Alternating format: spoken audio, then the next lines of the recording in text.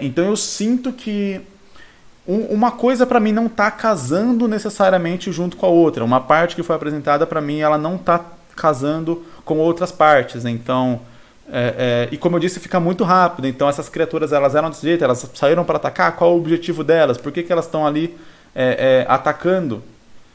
E aí, beleza, por que elas vão destruir aquele mundo que elas estão atacando? Ou algo sabe? Me parecem muitas coisas assim, algumas ideias jogadas. Sinceramente, eu dividiria essa história em algumas outras histórias. Talvez uma das coisas que esteja acontecendo aqui é que o autor teve várias ideias, e aí ele, como a maioria das pessoas, quando pensa em fazer um mangá, acredita que vai fazer só um mangá na vida, a gente tenta juntar todas as ideias naquele único mangá. Isso aconteceu comigo também, lá no meu primeiro mangá, eu também fiz isso.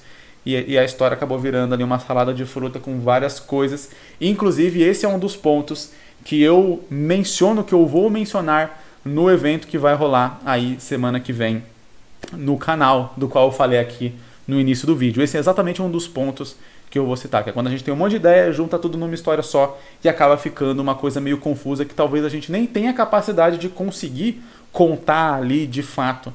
Porque já fica confuso às vezes só quando você está explicando a sua história, a sua ideia. Imagina tentando colocar aquilo realmente dentro de um mangá, dentro das páginas, dentro ali dos acontecimentos. É mais difícil ainda de você fazer. Então, eu particularmente dividiria essa história aqui em algumas outras histórias. Então, a gente faria uma história talvez de ficção científica, talvez mesmo com a ideia de um personagem que tá indo para a escola e aí tem esse lance do meteoro e o mundo é atacado por criaturas e tal, e a raça humana talvez se vê obrigada a jogar bombas atômicas com capacidade de destruir boa parte do mundo para poder se livrar dessa ameaça e tal. Beleza, me parece uma história legal.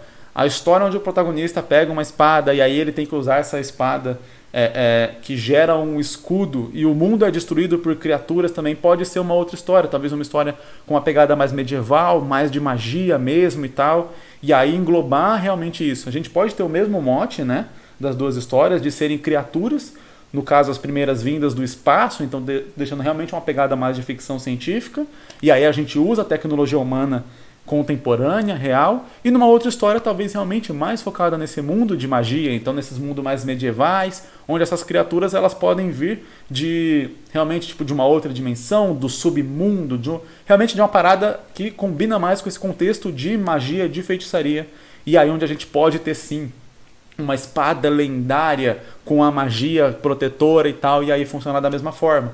E talvez realmente, a gente sempre vê essas histórias de magia, onde o objetivo do vilão é, sei lá, destruir o mundo. E parece aquele objetivo meio besta e meio que nunca vai ser realizado. Fala, ele não vai destruir o mundo.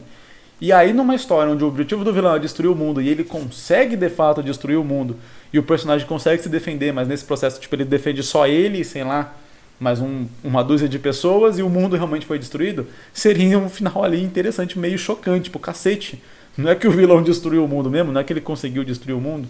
Daria para funcionar, de novo, dentro desse contexto ali realmente de magia, de algo mais assim. Eu acho que dá para dividir e fazer duas histórias, onde a gente consiga trabalhar dentro ali daquele certo arcabouço, vamos dizer, de características que combinem com a história para não misturar muito. Porque quando você mistura, sei lá, essa magia com a tecnologia, com o mundo contemporâneo, com alienígenas, astronautas e coisa do tipo, você necessita de muitas explicações. E quando você dá muitas explicações para o leitor, tem chance de alguma coisa ali não casar, de ele não engolir e não comprar alguma coisa. E se ele não comprar alguma coisa dessas suas explicações, tem chance de toda a história cair por terra.